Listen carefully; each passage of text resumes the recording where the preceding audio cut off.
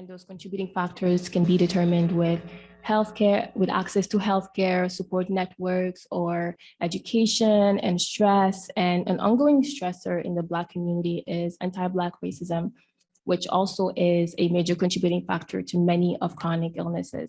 So someone who experienced societal and personal racism, it has been shown to worsen multiple chronic illnesses. And an Ontario study determined that from 2001 to 2012, the rates of diabetes almost doubled in Black women, going from 6% to 12%, 12%, sorry. And it also showed that among ethnic groups, Black women have shown the highest increase in the rates of high blood pressure, going from 20% to 27% from 2001 to 2012. And these numbers are only increasing. So I think it's important that we keep that in mind when discussing race as a factor of illnesses. And I think with that kind of comes the importance of seeing color. Canada is kind of good at kind of hiding everything and pretending we don't have any issues and we're all equal, which cannot be further from the truth.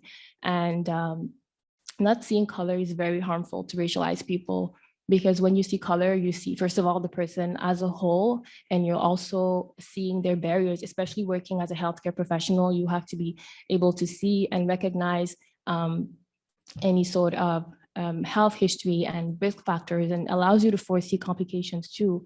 And I work on a postpartum unit where we take care of new moms and newborns, and we do see a lot of complications. And when our patients go home with their babies, we have to make sure that they're ready and they can take care of the baby at home.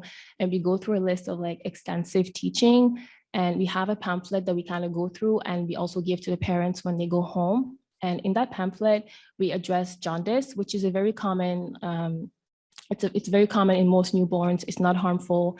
And most of the time in the pamphlet, it will just say, you'll notice yellowing of the skin, yellowing of the eyes. Jaundice is not as obvious on a Black or a brown baby. Like it will not be as obvious. So when I have those Black or brown patients, I make sure to go above and beyond to kind of like explain to them where to look at, what it will look like on their newborn, because it needs to be able to recognize it. And I'm pretty sure tons of other nurses do too, but those things have to be more on a system level. It cannot just go on like the goodness of part of some people deciding to do it and others choosing not to. And jaundice is a good example because it's not harmful in most cases, but sometimes it can get life-threatening, and patients, the babies, have to be readmitted to the hospital to be treated for it. And ironically, Black and South Asian babies are more likely to be readmitted for jaundice. So I think it's important to keep that in mind. And I don't know if any of you are studying in healthcare, but you'll notice that in most textbooks, when we discuss any kind of skin rashes or skin changes, it's mostly shown on white skin. And that's harmful for two reasons, because us as healthcare professionals will not be able to identify it. If we get a Black or a brown patient, we cannot see those changes because we never learn how to identify it. And also the patients are not given the tools to recognize those changes in their own skin. So yeah, all of this to say, please see the color of people. Yeah, please see the color of people. It's not seeing color, it's just not seeing color is basically not doing anything for racialized people. If anything, it really erases our experience with racism and kind of just puts it in the back and like, we're all equal and it's fine, we don't have that here. And it kind of prevents us from also having the conversations that we need to have like as a society. Okay, so kind of building up on what she was talking about in maternal health. So I also work in postpartum. And maternal health is probably one of the areas in health where we see the most disparity between Black women and women of other races. So the CDC did mention that Black women in the United States are 3 times more likely to die from pregnancy-related causes than white women. And unfortunately in Canada, we don't have much data regarding maternal health and the disparities we see. But CBC News did come up with an article in 2021, and they were addressing basically the importance of us to start looking into that. someone who was talking a lot in that article is the president of Black Physicians of Canada.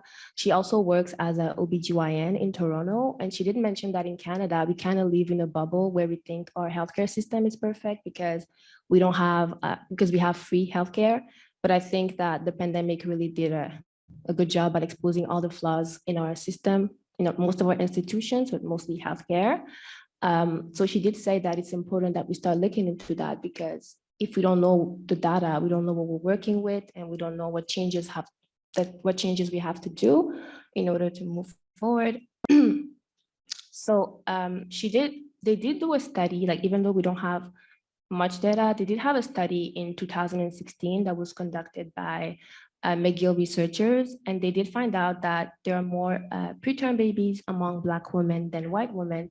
So the rates for Black women, it's 8.9% of preterm babies, and for white women is 5.9%. So they did a similar study in the United States, and the results were pretty similar as well. So that's what they based themselves on to basically realize that we probably have the same issues here, but we just probably don't know about it because we don't look into it.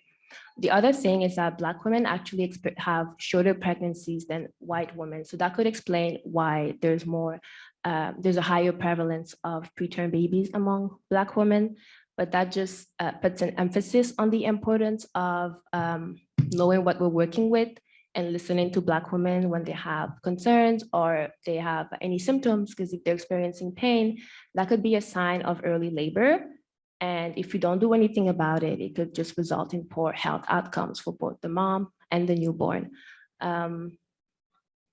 So there's like a lot of misconceptions about Black women and how they experience pain. And that's based on like very ancient racist medical practices that were stating that Black women are more resilient to pain, which is very false. And that just leads to healthcare professionals offering them less medications while they're giving birth or even after birth. And another like way we can apply this is in complications of pregnancy. So preeclampsia is a pretty common complication of pregnancy. It can happen after pregnancy as well.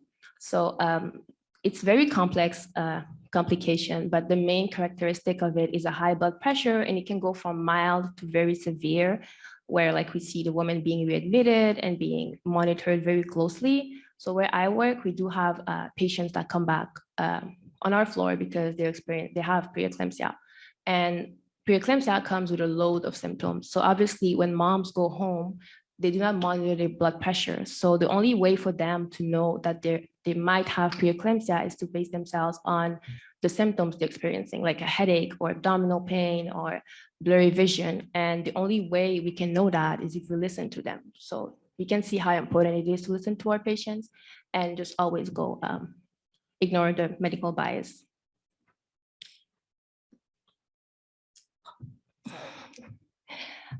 So yeah, I think it's important as we address maternal health and child health and infant health, that we also address healthy childhood development and how race plays. Sorry. So on the matter of maternal health, there is also a rising issue, and that is a great concern within Black and ethnic communities. It's gestational diabetes. To make it short, it's a type of diabetes that occurs during pregnancy. It is associated with pregnancy, and it is due to a state of insulin resistance. And it has a higher prevalence on non-Caucasian ethnic groups. Obesity and predisposition to diabetes are risk factors of this type of diabetes.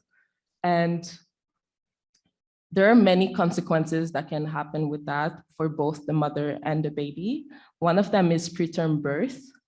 As Adama mentioned, it can have long-term impacts on the newborn and the mother.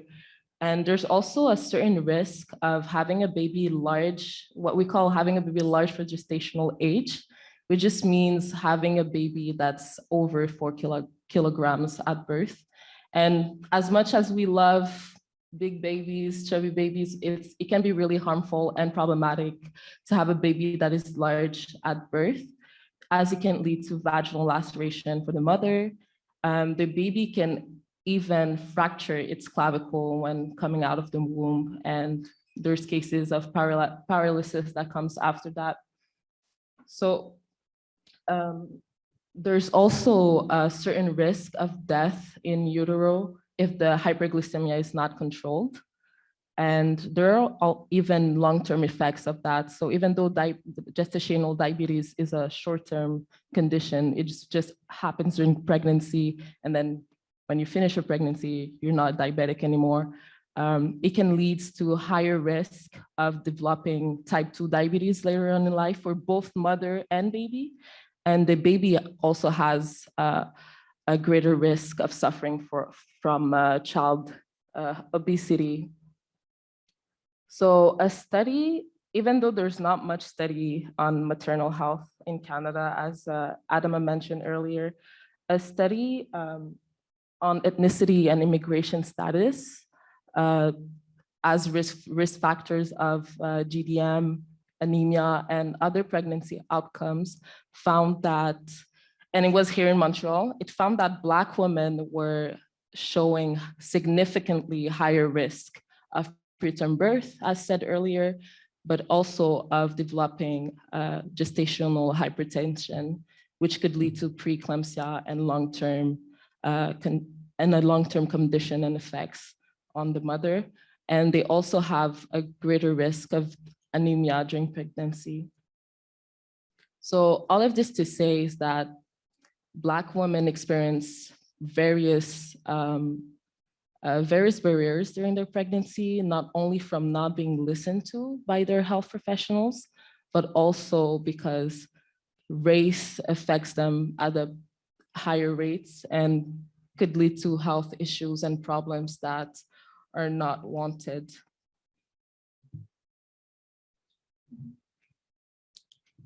Yeah, so as I was saying, as we address maternal health and infant health, healthy childhood development is also an important topic when it comes to racism. As we all know, being exposed to any sort of negative conditions in early childhood will definitely increase our risk of having poor health on the long run. So there are many health inequalities that exist within the health of children also. And children who have a lower socioeconomic status, who come from a lower socioeconomic status, are more likely to, they're more likely to have higher vulnerabilities due to higher rates of parental stress or inadequate housing, as well as less neighborhood and community safety and lower quality of childcare. And families who experience marginalization are also at a disadvantage when it comes to any rapid structural or social change in the society, and they have fewer resources and they kind of fall behind as a result of not having the same opportunities that are available to the rest of the society. And a 2018 report from the Robert Wood Johnson Foundation focuses on how poverty and racism will limit opportunities for parents to provide their children what they know they need. And poverty and racism also limit where families can live. So obviously with that comes parents and with their children who experience more racism are more likely to experience poor living condition, more toxic environmental exposure, and a lack of home safety. And as we know, Canada has a very heavy history of racism that still very much affects its marginalized people, especially its Indigenous communities.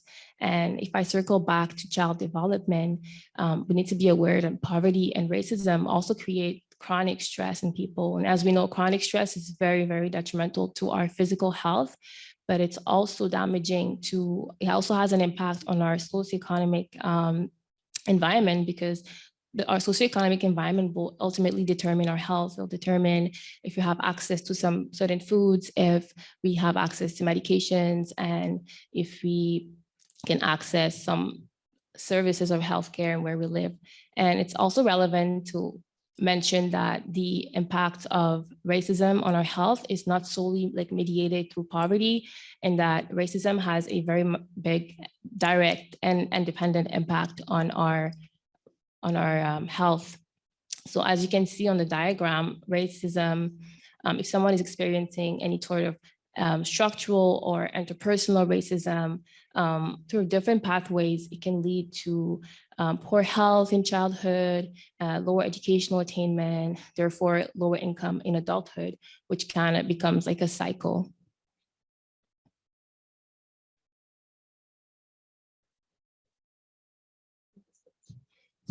Yeah, so, no, you can leave it, Binta, that's fine.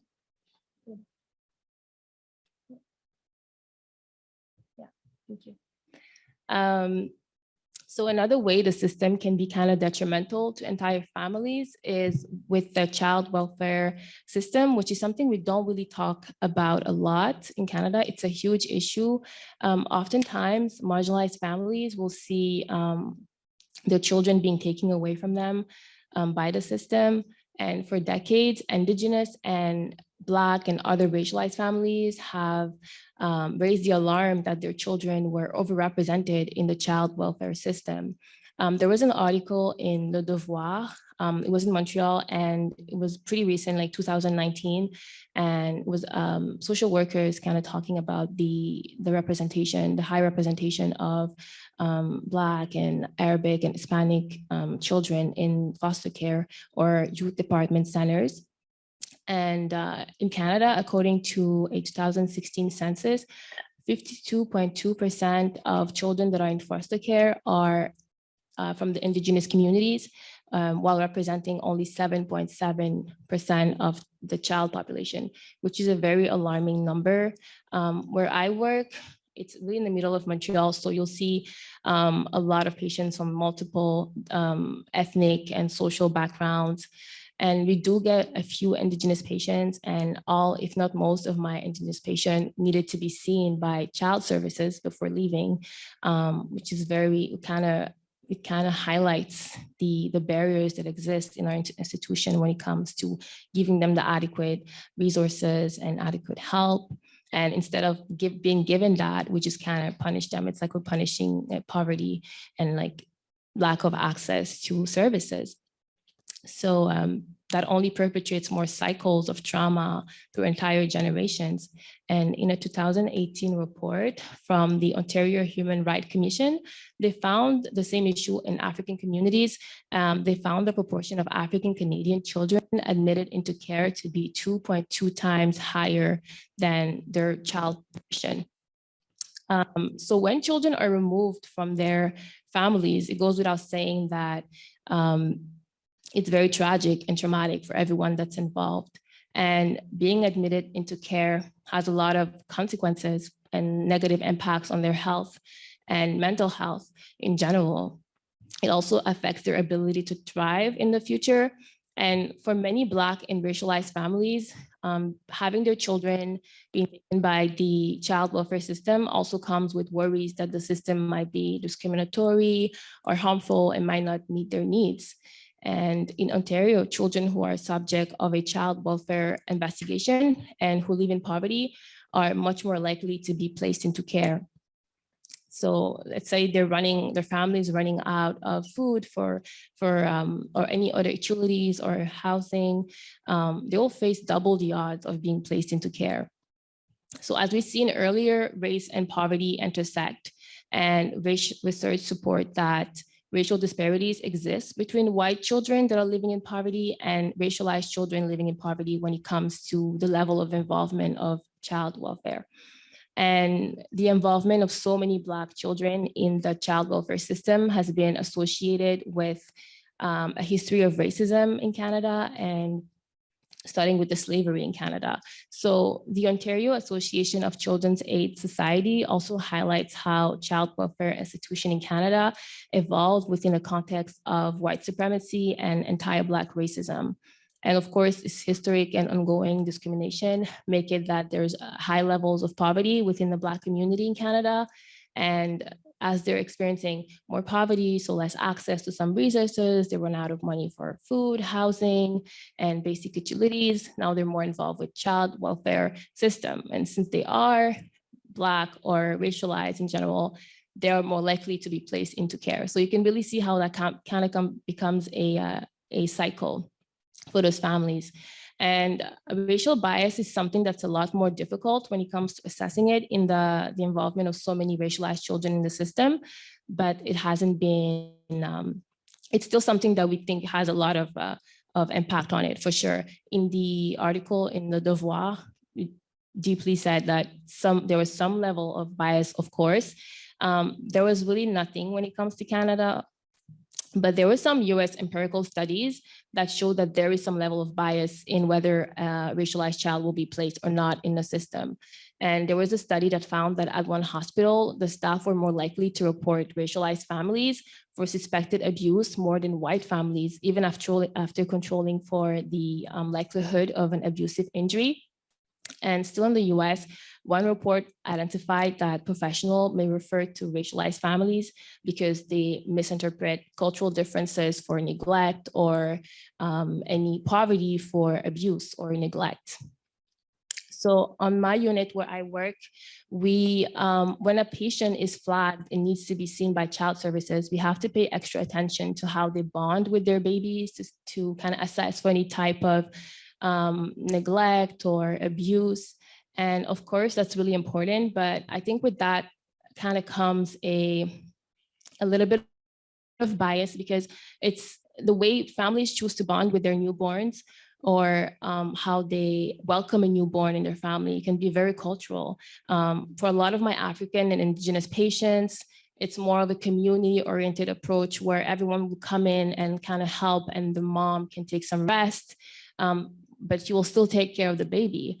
And with most of my white and Western patient, it's more of like the nuclear type where it's mostly mom and dad taking care of the baby. So when we're asked to do that, we're kind of forced to look at it through like a Western point of view, which is very problematic because again, we're making white and Western as like the norm and what's acceptable way of like raising children, which is not applicable to Indigenous or Black people. And if you couple that with a worker's conscious or unconscious bias, you can highly explain why there are so many racialized children in the system. So workers may also perceive like a case differently based on the family's race or ancestry, which results in assessing the risk differently and taking more extreme actions.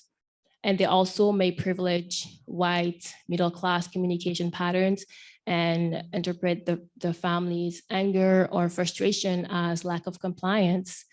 And while removing children from their family to protect them may be necessary in some cases, there are also many negative and long-term effects associated with being placed into care. And that includes higher rates of youth homelessness, lower level of post-secondary education, low income, and increased prevalence of chronic health problems. And they're also more likely to be involved with the child juvenile criminal system in a process that we call the child welfare to prison pipeline, which can explain why there's a huge representation also of Indigenous and Black people in the carceral system. So removing children for even a short period of time can have a lot of damaging on the child-parent relationship.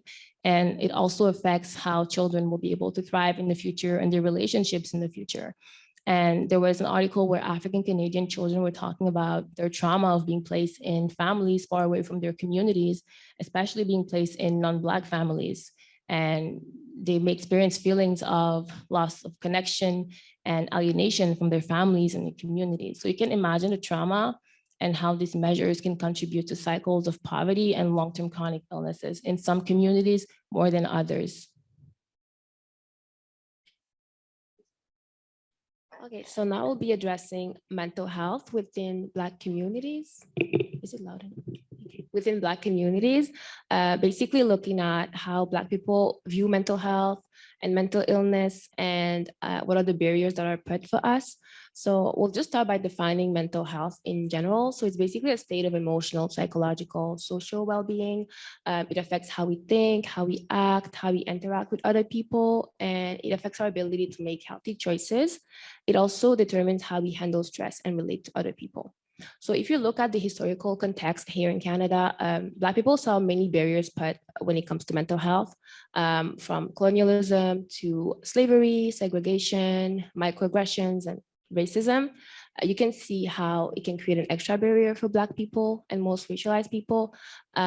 So we don't have we don't have a good understanding of how many Black people suffer from mental illness, but that's due to no accurate race-based data, and we also have a lack of appropriate culturally culturally appropriate evidence care services for Black people. And Black Health Alliances, who's a community-led registered charity, they came up with some statistics, and they did find out that in Ontario, Black people are 60% more likely to experience psychosis. They also receive 2 times the delay before accessing evidence-based services, and they're more likely to be restrained or confined when they're under the care of mental health services. So you can definitely see how there's an issue with that. So there are some contributing factors to the barriers we see in mental health and Black people. So the first one is anti-Black racism. So not a lot of people know this, but going through racism, experiencing it and witnessing it like over and over again can definitely have a negative consequences on the mental health. It can cause trauma, anxiety. For people who are already suffering from anxiety and depression, it could exacerbate their symptoms. Another cause is lower average income. So if you have a lower average income, obviously makes it harder for you to access mental health services, and you can't pay privately for mental health care. And there's also a higher prevalence of mental illness in lower income areas, and Black people are found more disproportionately in lower income areas. Also, we see a disparity in access to care. So they also found that Black people wait in average 16 months before accessing to evidence-based services, whereas white people wait around 7 months on average. And the other issue is the lack of mental health awareness in Black communities. So first, Black people receive fewer mental health programs and resources, but the other thing is that there's still a lot of stigma and stigma surrounding mental illness in the Black community. It's not something that's really discussed about. It's not taken as seriously as physical illness. And I think that's in most Black communities. So we definitely have to make a change like within the community for sure first. And just growing up hearing things like, oh, Black people cannot experience depression. It's a white people disease. That's what we hear. And also like the stereotypes around that just talk about how Black people are like strong and resilient. So just growing up, you don't want to necessarily reach out because you don't want to be seen as weak. So definitely that's a change we have to make like within the community. So next I'll be discussing the relationship between mental health and anti-Black police brutality. So I'm pretty sure everybody heard about anti-Black police brutality or police violence since 2020. It's probably one of the most discussed topics along with the pandemic. I think for sure people saw the video of the police officer kneeling on George Floyd's neck for several minutes, resulting in his death. And we all saw him pleading for his life. So although like most people started hearing about it and the movement of Black Lives Matter around 2020, this has been ongoing. I remember hearing like the first time I heard like a case of anti-Black police brutality, I was probably 13 or 14 years old. So I'm gonna base myself on an article I read from Ingrid G. Waldron. She's a faculty member at the School of Nursing at Dalhousie University in Halifax. So she wrote an article addressing the after effects of experiencing anti-Black police brutality. And she also addresses the criminalization that happens within of Black people. And that basically stems of the negative stereotypes that reinforce that Black people are more violent or more aggressive.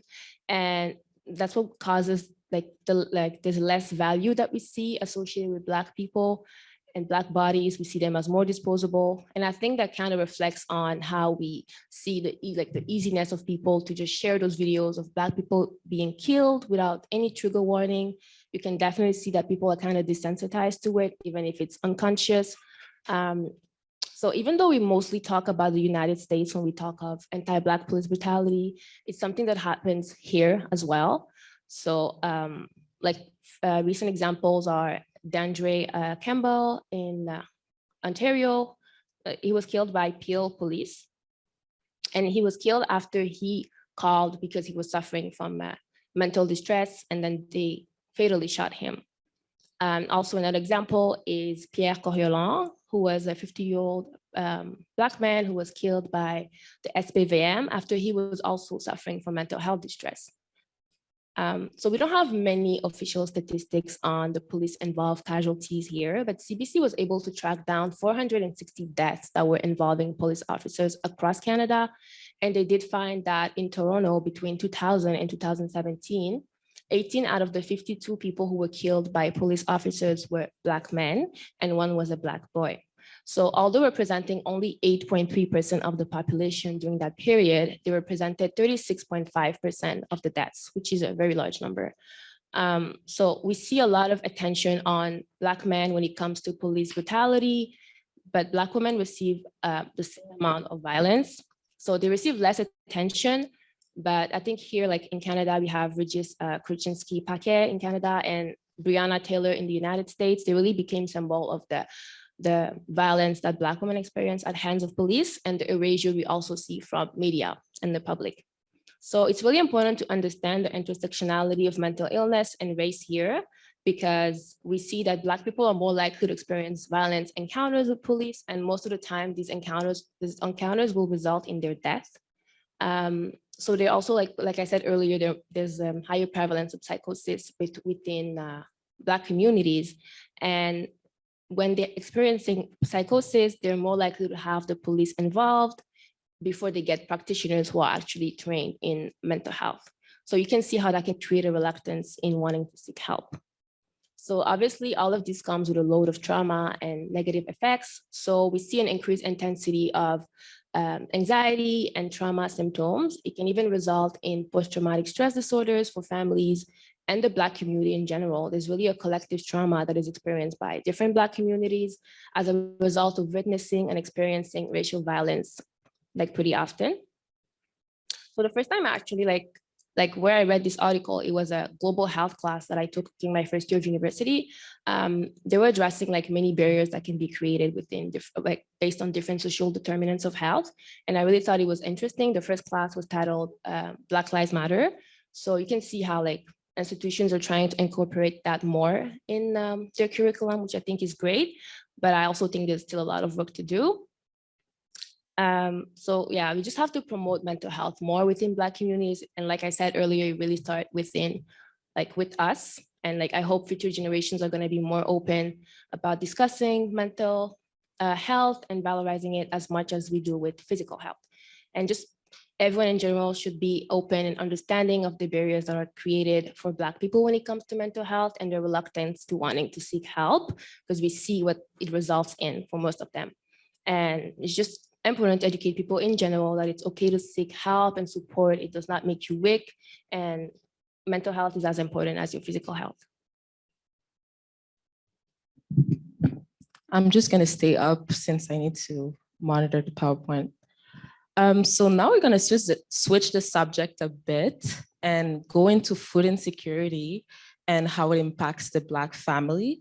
So food insecurity is basically the inadequate access to food due to financial restraint. And it has its prevalence increases with many factors such as educational level, income, immigration status, home ownership, and of course, race. So how food insecurity is measured in Canada from a cross-sectional survey by Statistic Canada. And I just feel like it's important to mention that most of the data shown today does not include Indigenous people living on reserves. It does not include the health regions of Nunavik and des Terres de la Baie James, and as well as people living in prisons, healthcare facilities, and people in a homelessness situation. And due to those people higher vulnerability, to food insecurity, it is to say that the actual food insecurity data in Canada is greatly underestimated. So before we diving into how Blackness affects and it comes into play when it comes to food insecurity, just wanted to give you guys a quick portrait of what food insecurity looks like in Canada. So 1 in 8 households in Canada are food insecure. That's about 4.4 million people, including 1.2 million children. So the range of food insecurity could go to worrying of not having enough food before the next paycheck, to not being able to afford a balanced diet to fulfill your nutritional needs.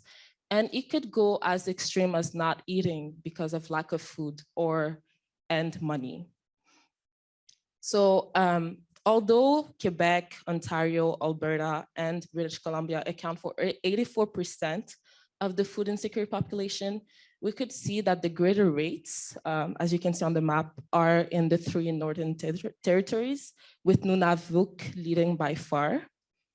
And there's also something interesting that I found is most of the income of the food insecure population comes from wages and salaries, which is very interesting and ironic because we live in a capitalistic society who prones work and who literally denigrates people who aren't employed.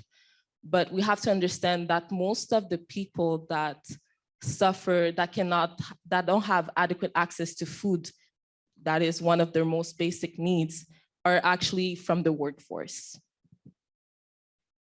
So what about food insecurity in Black household? So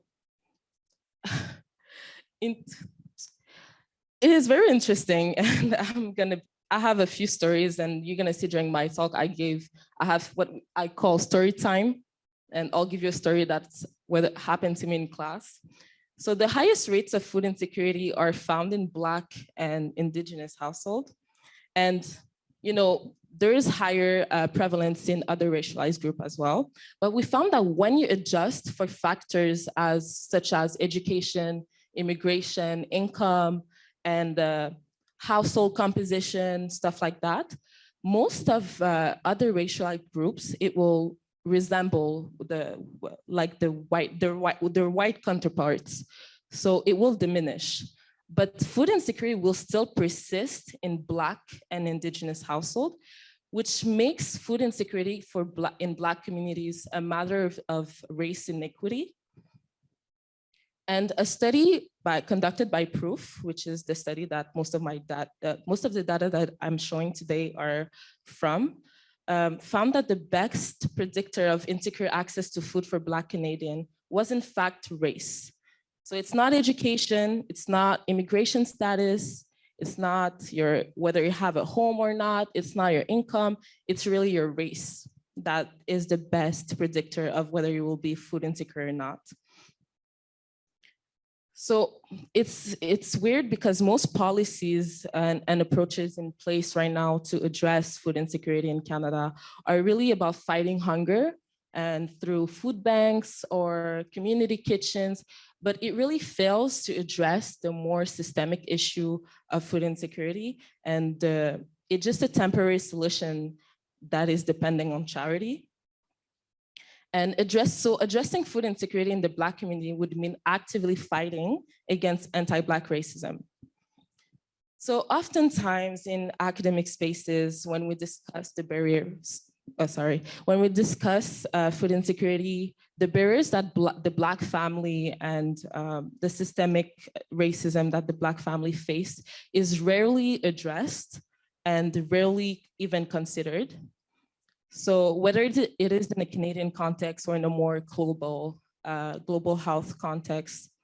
So I have a little story time that I called White Saviorism Gone Wrong in Class. And it's basically, it was in one of my public health class. So I was very excited for that class because I love public health. And we were discussing emergency measures and food insecurity in foreign countries. And the teacher was giving information on Haiti and the situation in Haiti and how it is food insecure and it suffers from a great deal of problems with food insecurity. And all I could hear was how poor Haiti was, how the country was torn in political conflict, referring to gangs and the killing of the former president. And the teacher also mentioned how its location is prone to natural catastrophes like earthquakes and hurricanes. And I was really triggered and I was really uncomfortable in that class because all I could think about was all of those future health professionals sitting next to me that are gonna be like, oh, those poor people, you know, we need to help them with humanitarian assistance, without even taking into consideration the how international agencies actually benefit from that instability, and how Canada and the United States and most Western countries are actually exploiting, and that it wasn't a coincidence that Haiti was in that situation. It was not a coincidence. It is due to decades of exploitation, decades of centuries, I may even say, of colonization. And till this day, those powers, Western oligarchy, benefit from that instability. Hello? It benefits from that instability. And when I raised my hand to mention that to the teacher, because I just couldn't keep quiet, he simply agreed and said it was a nice comment, but blamed it on the curriculum, saying the curriculum is not inclusive enough and, you know, it needs to be changed. And after class, he proceeded to share some links on food sovereignty and political insurgency. And the irony is that those links were actually very pertinent and very relevant to the class. But for some reason, he didn't seem like it was necessary to include it in his class. And he didn't feel like it was important to mention colonization as a factor of food insecurity in foreign countries. And even though I was very excited for that class and reading the course outline, I was like, oh, this is gonna be my class. I was soon facing the realities of white higher education and their complete colorblindness and intentional even colorblindness to matters that affect non-Western societies and the Black community. So how does food insecurity affect us? Food insecurity increases the likelihood of developing chronic diseases such as diabetes, asthma, cardiovascular disease, and depression. As you can imagine, it also has an impact on your health and your education.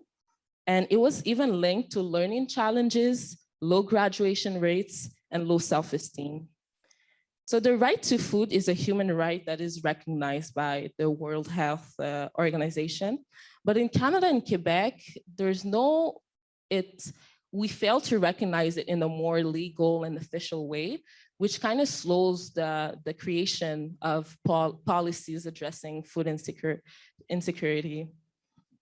And when it comes to nutrition, we all seem to know or to be a food expert.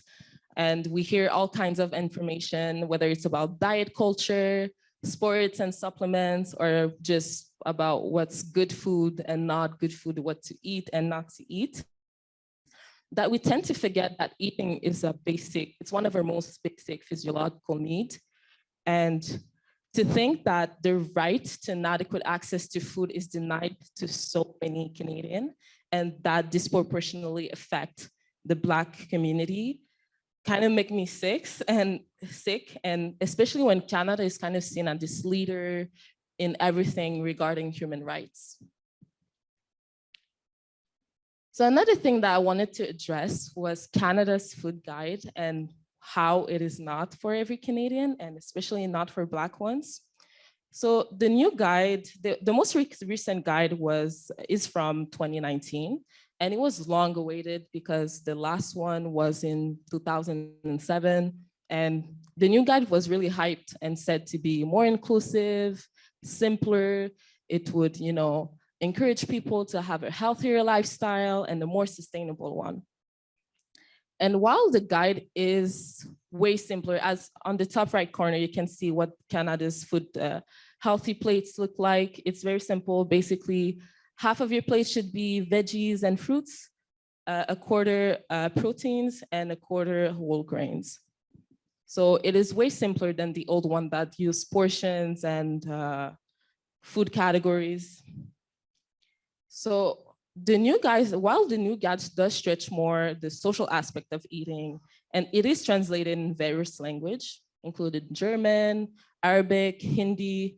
It's even translated in many indigenous languages such as Inuktitut and Anishinaabe. And it also has and includes recipes from different cultures and many Middle Eastern, Asian, and European inspired recipes. It's really great because that means that more families now have the chance to have a cultural adapted reference for their diet and nutritional needs. However, the guide is not really translated in any languages typically or most spoken by the African diaspora. So we're talking no Creole, no Jamaican patois, no Swahili, no Bambara, no Wolof, no Flying, no, you get the point. And also, with the recipes, there's no recipe that are really associated with the Black Afro-Caribbean culture. None, not at all, not one. So this made me realize that not all traditional foods are considered equal and healthy. And I have another story time that I called Do Black People Really Love Chicken?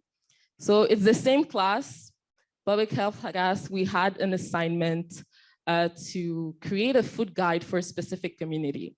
And being one of the only Black girl in the class with my other Black friends, we decided to choose African immigrants in Montreal. So we had to create a food guide for African immigrants in Montreal. And so we centered our recommendation around preventing chronic diseases such as diabetes and hypertension that is very prevalent in those communities, and also preventing iron deficiency in women of childbearing age. So we come up with our recommendation, and when we presented to class, one of our recommendation was eating proteins and choosing more often than not proteins from fish or plant sources because of the healthy fats that we find in those sources that can prevent cardiovascular diseases. And then the teacher asked us, do you really think it's realistic to ask African Black people to eat less meat? And it was funny because I looked at my friend who's also Black, and I simply said that Black people don't only eat chicken. The African and the Afro diaspora diet and their traditional dish are very rich and varied, and they're very nutritional interest. They're nutritionally interesting. And so I told him that we have various dishes that could respond to the food, could respond to those recommendations. And I give you a few examples here. So on the, it's your left. We see a woman, she's making what we call in West Africa, achike. It's a couscous-like food made from cassava or manioc. And it is very rich in fibers. You eat it with fish and vegetable sauce and with what are plantains that we call aloko. So this literally respects the plate that I presented to you earlier. It is rich in fibers and proteins. Also in the middle, we have, I don't know how to say that in English, but grain de millet. And it's basically a cereal rich in protein. That's our plant-based protein that I was talking about earlier, that the teacher said that we couldn't ask Black people to eat less meat. So you can eat it. We use it in various dishes, but one of them is what we call chakiri or dege. And it's basically a yogurt, and you put those grains in it and you eat it with fruits, and it's completely delicious. Also included example of Harvard Medical School. They did a food guide in Creole. And I thought it was interesting to include it because just to show you guys that it's not hard to include other languages. It's very easy, it's not, but for some reason, the people that were on that table when making Canada's food guide did not feel that it was important for a Haitian family to have a reference in Creole. They did not feel like it was important for African families to have that reference in their language. So it's very important for you guys to understand that it is intentional. It is a neglect, and it is very easy to do when you can do one in almost every language. A lot of languages are represented in Canada, but you purposely exclude Black ones. So the Canada's food guide is very, if I may say, anti-Black. So I give you a free example of many traditional dishes that are nutritionally interesting, and studying in nutrition simply made me realize that not only there's a complete disregard for African traditions, but there's also this, this belief that non-Western communities, they do not possess the knowledge to have a balanced diet by their own, and which couldn't be further from the truth. So in my classes, we learned that the science of nutrition comes from ancient Greeks, and that it was the Greek philosophers were the first to think that you could heal yourself with food. And I'm like, as if Africans weren't eating all that time, you know, as if Africans weren't using plants and medicine to heal themselves and to eat, and they didn't know exactly what they needed to be, to fulfill their nutritional needs. So there's this very Western and white, if I may say, point of view of our curriculum, and it directly impacts the Black family, because as we mentioned throughout our talk, we are more at risk of developing chronic disease. And chronic disease, the #1 way of healing or preventing chronic disease is not with medication.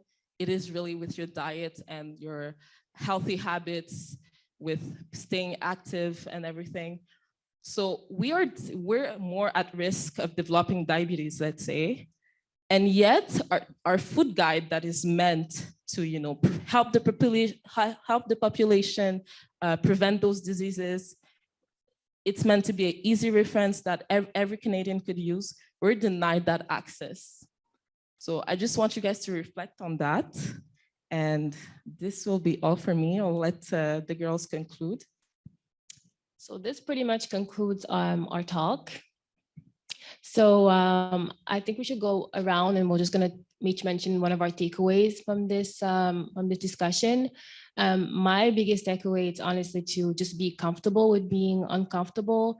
And along those lines comes the ability of realizing that we all have biases, whether they're conscious or unconscious. They come from our ethnic or social background, and we have to be able to acknowledge them and realize where they're problematic and might be harmful to other people, so we can unlearn them and deconstruct them, so we can all make that active change.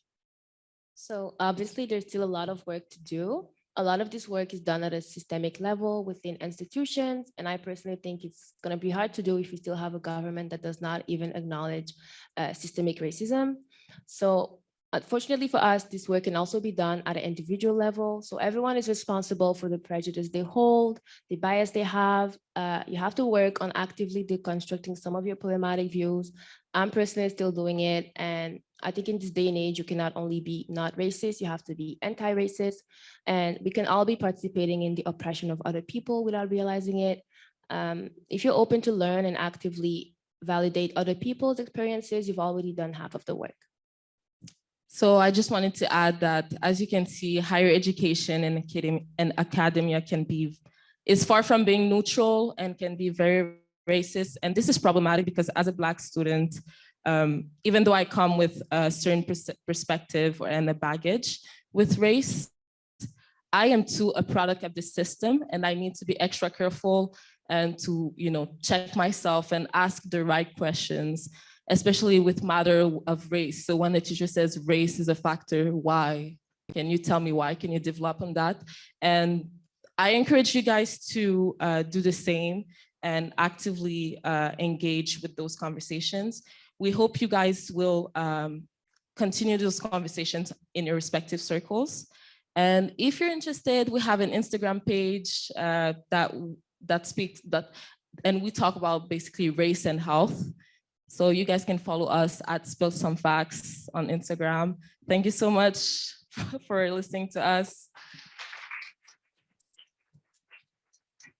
We'll take questions. I don't know if we'll have time.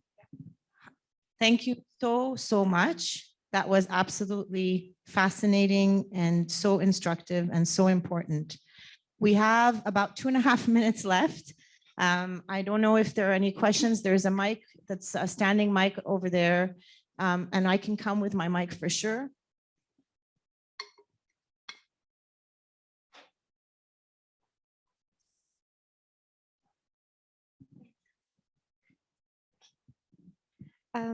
So I think you already answered some of my question actually, but I just want to ask anyways. So as a students of McGill, I think two of you are in McGill and one of you is in Université de Montréal, which are the top of universities in Quebec and the top 5 of Canada. Do you feel like these institutions being considered the top of universities are teaching you about these problematics? And if you don't feel like they're teaching you about these problematics, do you feel like they're overrated as being recognized as top universities, but not really representing all Canadians? So I started McGill the fall of 2020. So that was basically after everything happened in the summer, where we saw that video of the police officer kneeling on George Floyd's neck. And then there was like a lot of pressure on institutions and the system in general to just do better. So I cannot tell you really how it was before, but from my experience, in a lot of my nursing classes and non-nursing classes, I can definitely see that the teachers are trying to incorporate it a lot in the curriculum. Just 2 weeks ago, we had a blanket exercise, which we call the Carers Blanket Exercise, where Indigenous speakers came to talk to us, and we were kind of like a simulation mode, and we had like an experience of what it felt and how Indigenous people experience racism and genocide in Canada. So for sure, I definitely see that the system, the curriculum, the teachers are trying and like trying to do better, but for sure there's still a lot of work to do. On my end, I feel like a lot of this is very performative. Like, you know, we just finished Black History Month, and all of these institutions, they're gonna be like, oh yeah, we love you Black people, but then March 1st, it's over, you know what I mean? So I feel like they're gonna be showing a lot, but not doing a lot of systemic, a lot of changes within the institution, like changing curriculums. Like I still learn in my nutrition class when we learn how food carences manifest on skin, it's solely on white skin, you know? And even the teachers, you will ask them a question on like, oh yeah, but how do you know, like my skin will not turn orange, you know? So how do you know if I have that carence? They're like, oh, I don't know. They don't even know. So it's really even generational, because the ones teaching us are lacking, and then we're gonna be lacking that information, and then we're gonna teach people that's then gonna be lacking that information. So it's a cycle that is very harmful for Black communities and racialized communities.